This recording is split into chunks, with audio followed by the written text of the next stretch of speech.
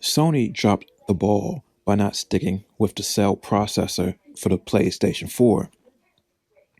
Now, you could say, why would Sony stick with the cell processor? And you can also say, hey, who knew the PlayStation 3 would catch up to the Xbox 360 in terms of sales when it was all said and done? Because it's safe to assume that the PlayStation 4 was developed within a year or so after the PlayStation 3 was released, and Sony saw the reception to their type of processor.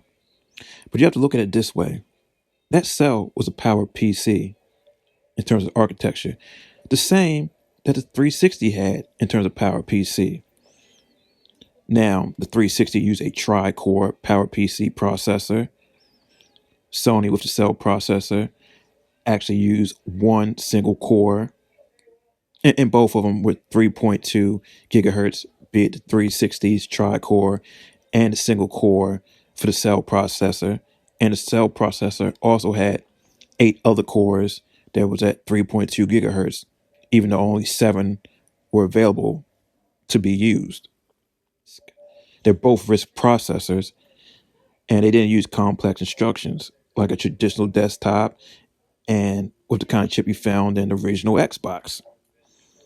Now, you can't say that that's hard to code for, because guess what? With these cell phones, be it Android, Apple, they both use ARM. And ARM is a RISC processor, reduced instruction set.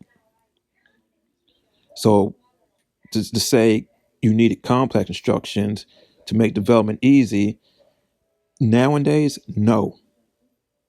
Back then, probably, more than likely, because everyone was familiar with the x86 slash x64 technology back then.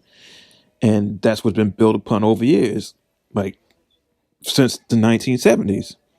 So people who were working with it back then and could even stop, who might had even stopped programming in the 1980s, could jump in it today and get busy with the x86, x64, and cook up something and figure it out. And when it came to the next generation, Sony and Microsoft both went back to the complex instruction set, and those are more power heavy processors. They suck up more juice anyway. If you want, talk about being environmentally friendly, conserving energy, etc. But the thing is, Mikhail Vanderloo from Guerrilla Games said, "Hey, even today in 2019, that cell processor is still more powerful than desktop CPUs out there today. Could definitely be true the way it was built. Cell was using supercomputers, and if you use it right, getting all those gigaflops from the main processor, the PPE, and getting it from the SPE, yeah, sure. Now, obviously, they would have had to make tweaks to it going forward to get in line. I don't know how much it would cost to actually make the tweak to have the out of line execution, because inline execution has a lot of wasted time and it makes the development a little more trickier. But if you have a good compiler, hey, it can get it done. And that's also the same thing that was with the 360 as well. That was inline execution. It wasn't out of order execution either. So you could say, well, how much harder was the PS3 to program for in relation to Xbox 360? But the thing is, with Xbox 360, you had that tri-core, and they can figure out with the compiler, get that together, and that's that. But it wasn't that simple when it came to the PS3, because you were just using one core with that compiler, but you still had to figure out, hey, how do we use these SPEs to get this other power from these other 7 cores that are available to us? And then you have to deal with that. So yeah, the cell processor was pretty powerful, more powerful, we will say, definitely more powerful than the Jaguar that's in the PS4. And the cell's probably still more powerful than whatever's going to be in the PS5, that next x86, x64. And it'll be more powerful than what's having the next Xbox as well. And I feel that if Sony stuck with it, made some tweaks to it, like I said, get the out of order processing, um, and it could still be a risk instruction set. I mean, that's what it is nowadays. All these mobile phones. So I mean, that doesn't matter. They have engines ready, be it coming from Naughty Dog, Guerrilla Games. They updated development kits. Sony was able to be more hands on, and Sony could make themselves available to whoever developer and say, "Hey, let me help you optimize the games and take full advantage of the cell processor." And I feel that probably would have. I mean, even though putting in that Jaguar is nothing, even though I know it's custom, but it's nothing. But I feel that you could have saved some money, especially once they shrunk the cell processor down smaller for the PS3 Slim. They say, hey, you know what? Let's be different. It'll PS4 will be backwards compatible because we're going to use the same cell processor. We'll make a few tweaks to it, and then we'll upgrade the GPU, and we'll learn from our mistake with that, how the memory was separated for the GPU and separated for the processor. Make it shared memory, or if it's not shared memory, make sure you put enough RAM for each. Because even once people figure out how to use the cell processor, they say, hey, we're limited by the RAM.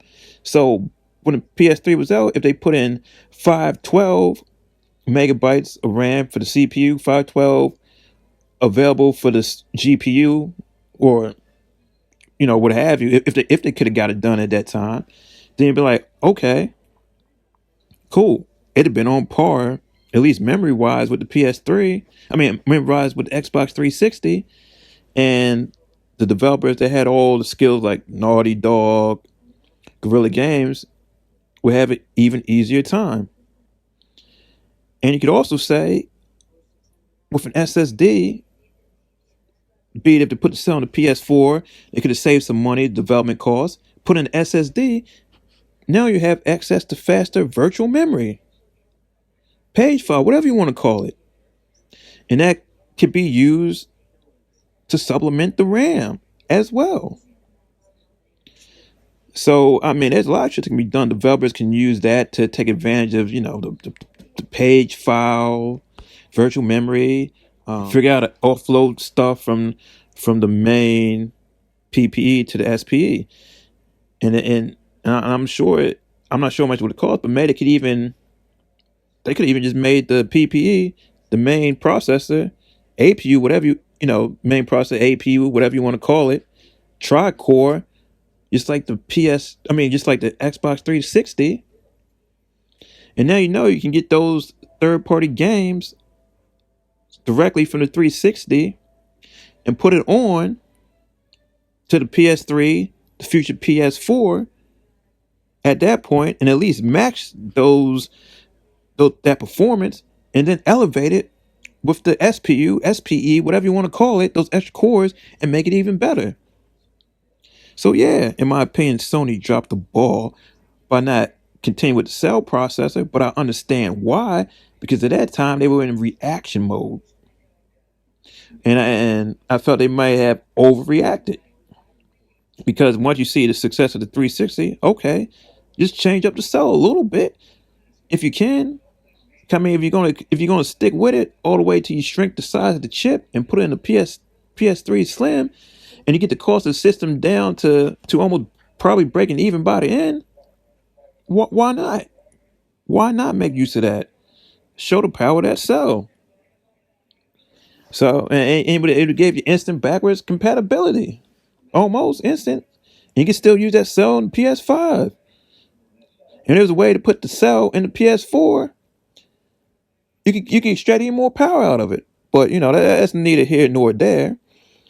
And you have to understand these companies, hey, they gotta make money, they got time crunch, they on the deadlines, and people say, hey, hold on, we gotta cut that off because we need to get paid. So yeah, I can understand that. You're not always gonna have that vision, but I just feel that Sony could tweak the cell processor going forward. And even if they didn't tweak it with the engines from Naughty Dog and Guerrilla Games, you could have figured something out and could use it to help customize your own engine for your own kind of games. Got Sony's help, but it is what it is. x86, x64 makes life easier for developers, and the reason why it makes life easier for developers is you can take old code from 1970 something put it on put on these modern consoles and tweak it and enhance it from there. That's pretty much what it is. And people don't really want to learn too much more. I mean, that's what it comes down to. I'm not saying developers being lazy, because when you deal with those complex instructions and there's a lot of documentation, but it's just easy to port over things that exist on computers for a long, long time. And with Risk, you have to have your software optimized, and even though you can, the hardware to have a better theoretical performance, but it does take more effort, software wise, coding wise, and not every developer wants to deal with that, especially if they want to make multi-platform things, including stuff for the PC. But yeah, it would have been nice to see the sell on the PS4, even the PS5.